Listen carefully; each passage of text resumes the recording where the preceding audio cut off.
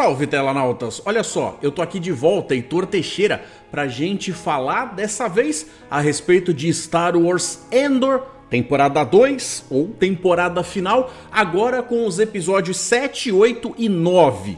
E que episódios, meus amigos! A gente tá chegando a 2 anos da Batalha de Yavin.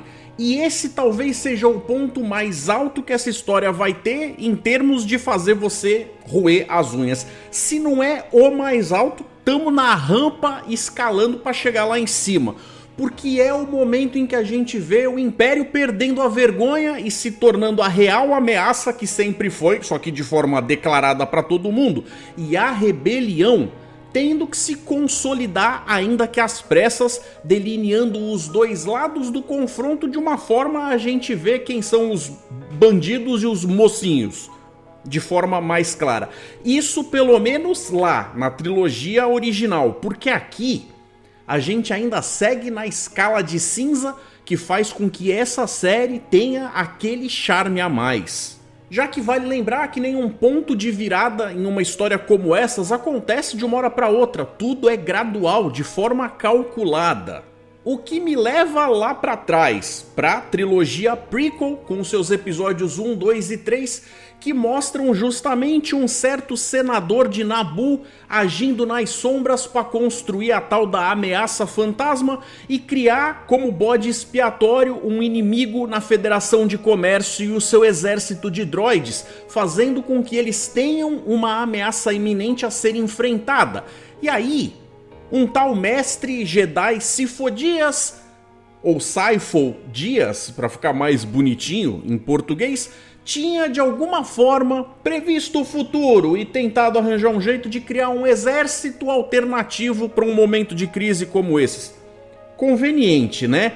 Foi por isso que ele procurou a galera de Kamino para fazer justamente o exército dos clones, o que viria a se tornar as guerras clônicas. E aí, com a Ordem 66, estaria feito ali o caminho para eles de fato darem o golpe e fazerem a mudança, quando é pedido em termos de emergência o controle por parte do Senado, para ser largado na mão justamente deste senador que promete que quando a situação passar e ficar tudo bonitinho, ele devolve e reestabelece a democracia. Democracia essa que a gente vê que morre ao som de um estrondoso aplauso.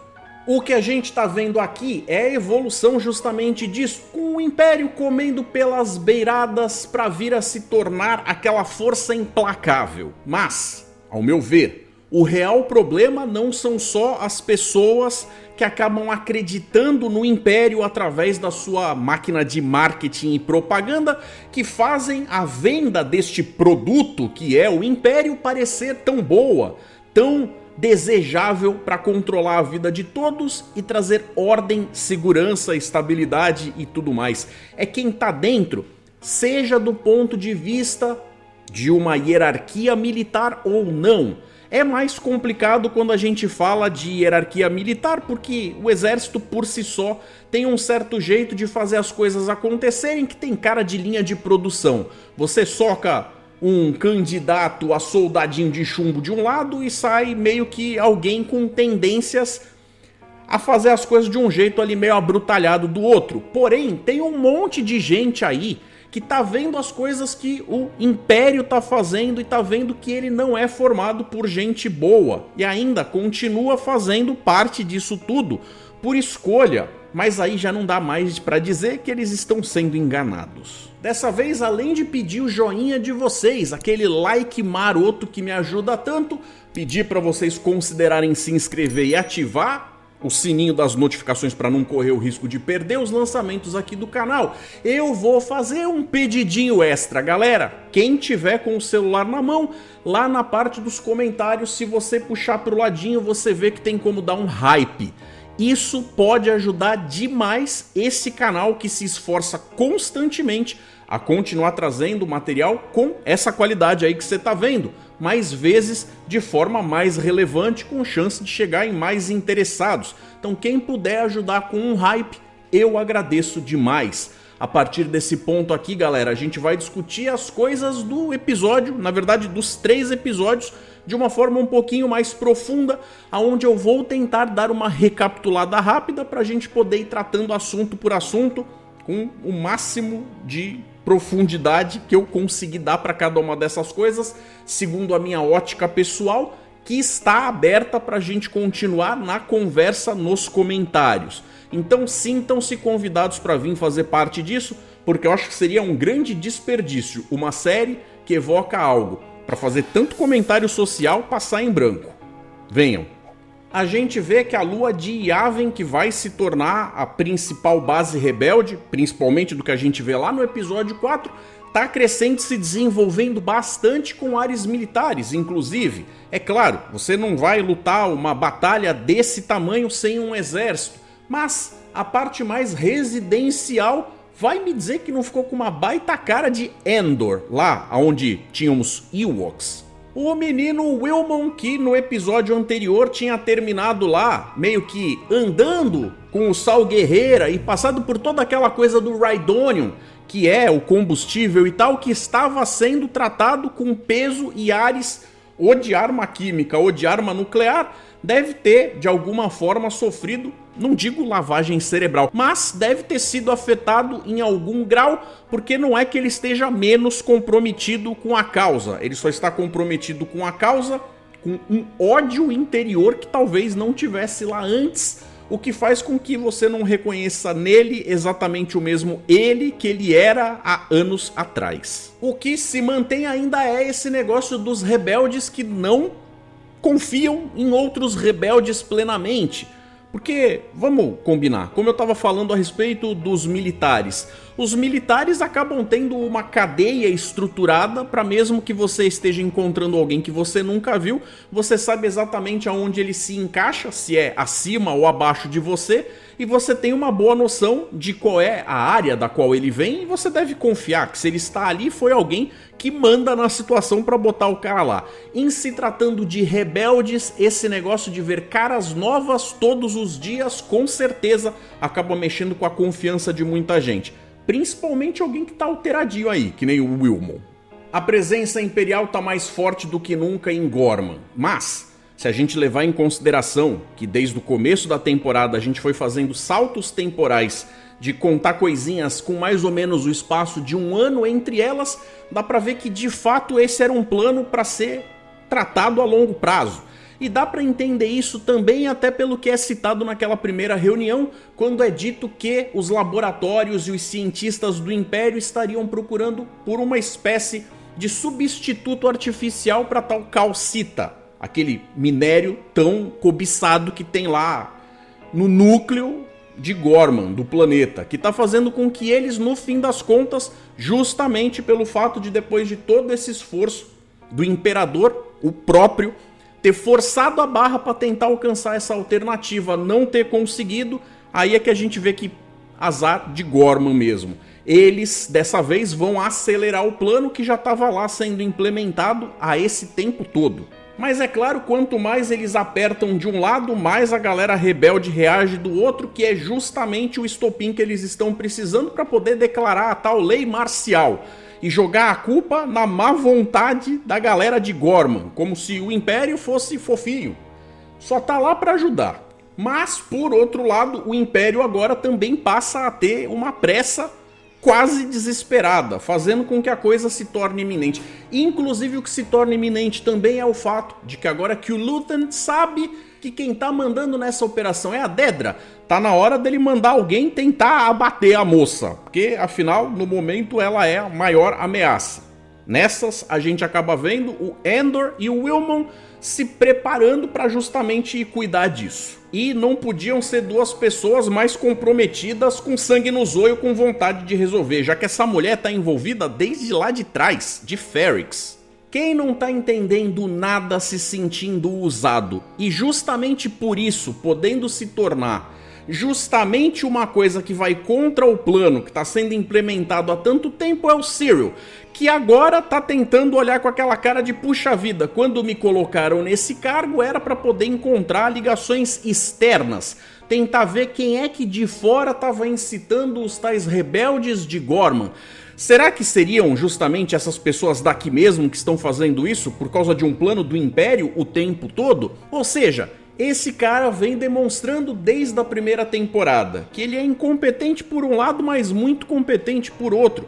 Ele é uma pessoa que não se cansa de cavar e tentar encontrar respostas, o que numa posição de um investigador pode ser algo bastante salutar. Mas quando você tem alguém que está fazendo essas coisas dentro de um sistema ao qual ele não pertence, ele vai acabar fazendo as coisas erradas, e justamente ele acredita que o Império tá lá para trazer essa ordem e colocar a vida em paz do pessoal da galáxia.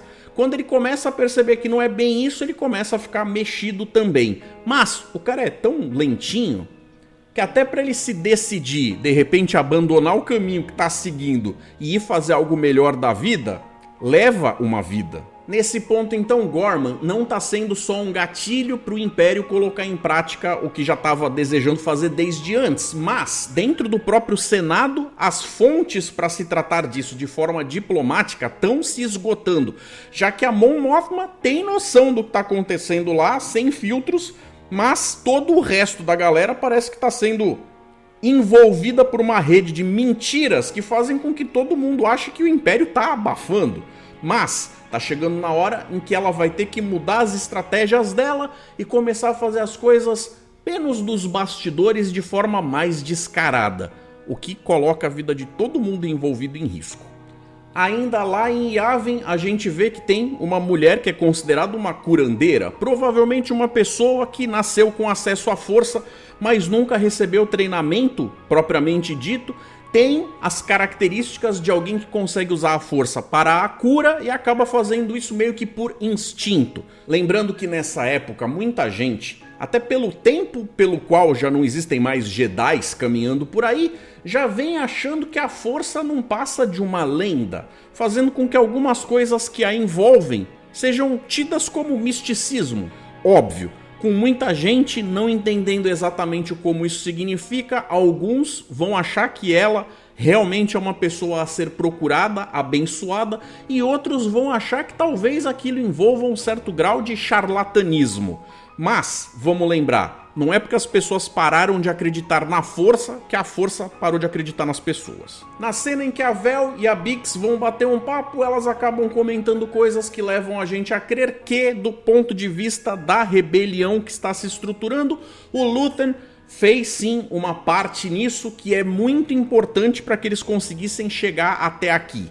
Mas agora tá na hora de começar a estruturar a coisa menos por trás da cortina, menos das sombras, menos com cara de espionagem velada e fazer uma organização mais militar mesmo. O que acaba fazendo com que certas pessoas queiram que o Endor, justamente que se provou sendo uma peça essencial em tudo isso, escolha deixar de fazer as coisas do jeito que estava fazendo antes e passe a respeitar, vejam vocês, uma hierarquia, sendo que ele por si só já batalhou o suficiente para classificar no mínimo como um capitão, mas é justamente quando estão querendo dar ainda mais responsabilidade em cima dele e ele continua escolhendo agir pelo lado do Luthen, alguém que ele também já não tá com aquela empolgação toda por tudo que já sofreu, ele fica dividido entre o que vai fazer e acaba não sendo bem desenvolvido nem lá nem cá, já que o Luthen fica se questionando se o cara tá pronto para continuar recebendo missões importantes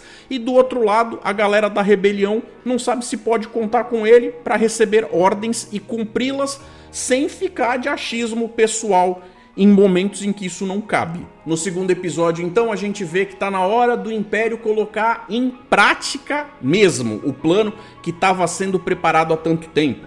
Rylance, o empresário da seda, dos tecidos super finos e tal, que estava começando a ser ali uma das sementes da rebelião em Gorman, tá percebendo que tudo aquilo tá sendo feito para ser uma armadilha do Império. Ele finalmente conseguiu, depois de tantos anos, tanto tempo passando por isso, notar os detalhes embaixo dos panos que fazem com que ele tenha visto a verdade. O problema é que a essa altura do campeonato meio que já tá tarde demais, porque todo o resto da galera que ele teve inclusive o trabalho de juntar e fazer com que se comprometessem, agora tá tão comprometido que descomprometer os caras vai ser impossível. Falando no Cyril não gostar de ser usado, o cara tá puto e quer explicações, aí pela primeira vez a gente vê que ele de fato tem algum sangue nas veias, que ele vai correr atrás da ex-cremosa loirinha dele, naquelas de pegar pelo pescoço mesmo, fazendo cobranças de saber o que está acontecendo, já que falaram uma coisa para ele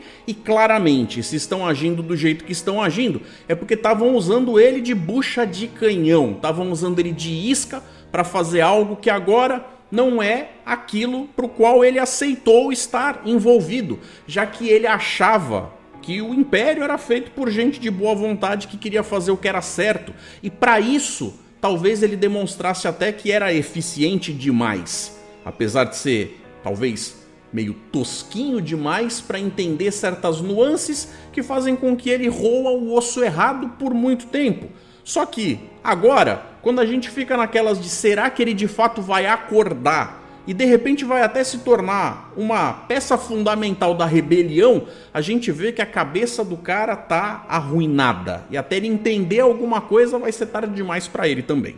Enquanto isso, o povo lá fora tá sendo arrebanhado no centro da praça feito gado. A cena da cantoria, quando a galera tá demonstrando uma espécie de resistência pacífica, ficou forte pra caramba. Representa talvez até algumas memórias de momentos históricos aqui, da vida real. E aí a gente vê a coisa mudando de figura, dando uma volta, já que depois disso, a Dedra, que foi colocada lá para ser o estopim de tudo, como a responsável, porém não a responsável que chama as coisas ou manda nos detalhes, é colocada como sendo a pessoa certa e indicada para dar o pontapé inicial no tal golpe.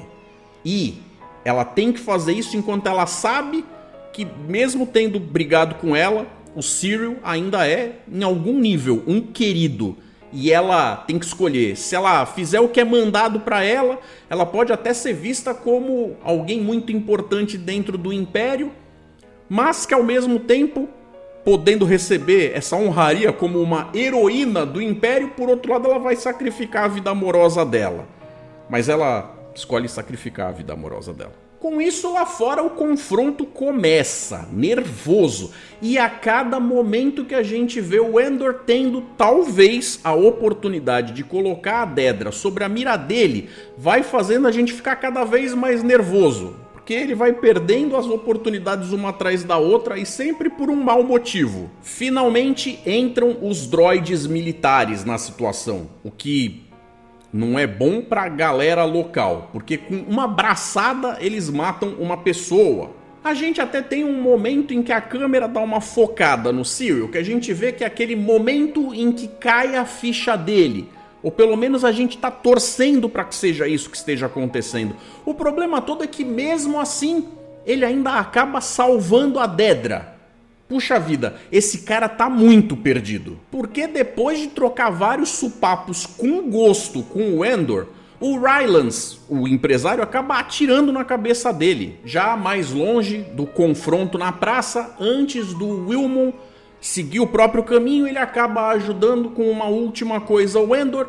Depois que eles conseguem atropelar uma daquelas unidades droides militares, e eles acabam meio que pegando a carcaça. O que a gente sabe que vai acabar sendo a entrada do K2SO, aquele droid que é amigo dele em Rogue One. A galera da resistência no planeta Gorman tá transmitindo pra galáxia toda, tentando contar o que tá acontecendo lá desesperadamente, para abrir os olhos dos outros.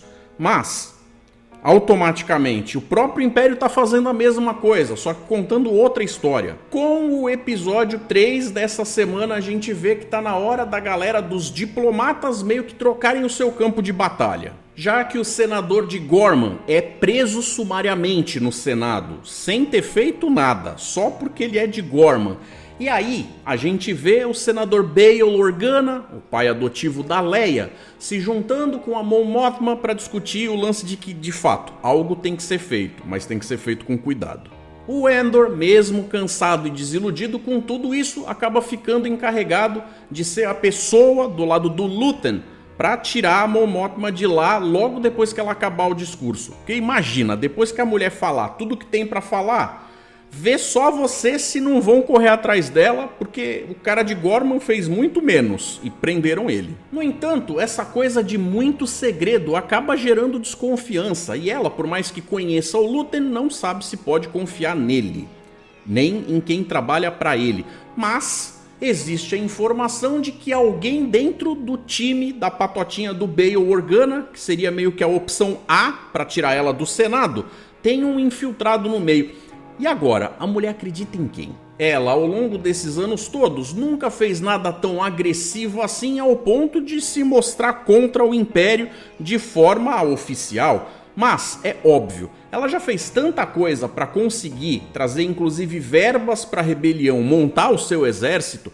que tudo que ela faz acaba sendo examinado debaixo de uma lupa bastante grande por parte do exército. Então eles já estão de olho nela faz um tempão. Imagina agora que justamente a escuta do quarto dela no Senado para de funcionar. Propaganda, fake news e controle da narrativa. A gente vê que tem um monte de senadores que estão levantando a bandeira do Império, justamente por causa dessa coisa gradual da propaganda que eu falei, que acabou fazendo algumas pessoas acreditarem de forma honesta que os caras são do bem e não são. Com isso, você fica se perguntando, ok, então, se já estava meio que previsto que não iam abrir o microfone para ninguém, como é que vão fazer para Mon Mothma conseguir chegar lá na frente de todo mundo e expor a situação? Bem, eles acabam fazendo isso de um jeito que é uma tal lei ou ordenzinha lá que foi colocada numa lei especial pelo próprio Império, que acaba sendo usada pelo Bail Organa para num momento de emergência ceder a palavra dele para ela sem que ela possa ser cortada. Pelo menos em teoria, porque não é como se os caras não tentassem. E é óbvio que a galera tenta, inclusive censurar ela até o ponto em que eles fazem isso, nem que seja derrubando a luz daquele lugar inteiro. Mas ainda dá tempo dela jogar tudo no ventilador. Agora veja só, vou ser franco, eu entendo o ponto que os criadores da série quiseram fazer com ela fazendo aquele discurso onde ela de fato agora tomou um lado, deixou de estar em cima do muro e passou a ser ativamente contra o Império, tentando alertar ao resto da galera que eles estão escondendo, mentindo e matando e aquele papo todo. Mas vou ser franco, eu achei que o discurso não foi tudo aquilo que eu imaginava que devia ser. Uma vez que o discurso seja terminado, eles vão precisar fugir. E é claro, ela nunca esteve tão perto da ação, então escapar vai com certeza ser difícil e tudo acaba sendo muito traumático. Até porque ela tem que ver pessoas sendo mortas para a segurança dela. E isso nunca vai bem na consciência de uma pessoa de bem. Então, de forma apressada e truncada, parece que o pior passou.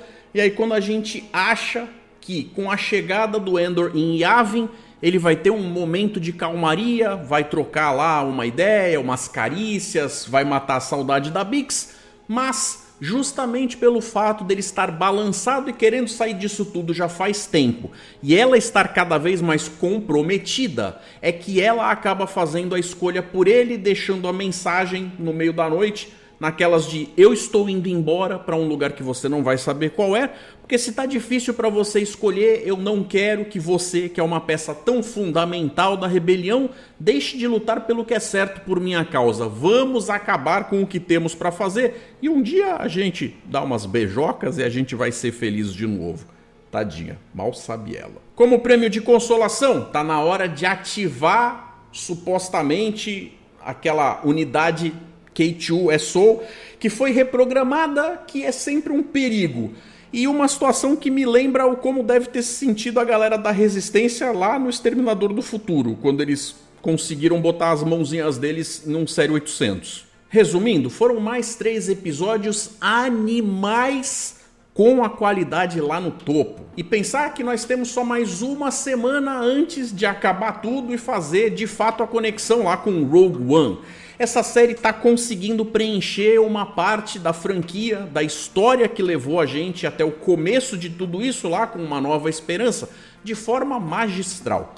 Eu tenho sentido que, apesar de caolar um ou outro detalhe, às vezes não ser 100% como eu faria se eu fosse um dos showrunners, mas de qualquer forma, não tenho o que criticar nesse sentido, já que o que eles estão entregando está sendo um produto fino, bacana demais. Espero que a Kathleen Kennedy esteja feliz de ter alguma coisa para comemorar.